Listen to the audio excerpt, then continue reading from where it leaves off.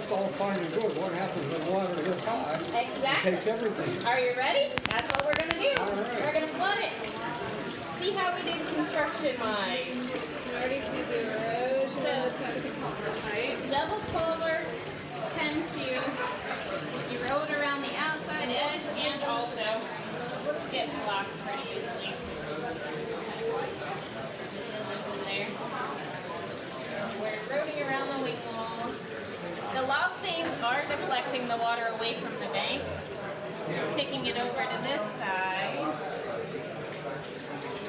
But the culvert pipe's We've still got running. a Ours huge doesn't do plunge that. pool from the.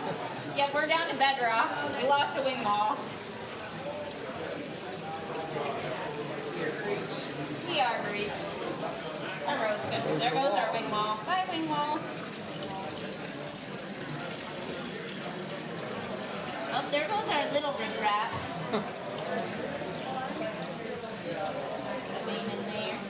Could use a few more of those to deflect the water.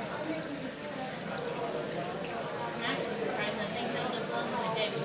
We've got a huge scour pool. I hope nobody's driveway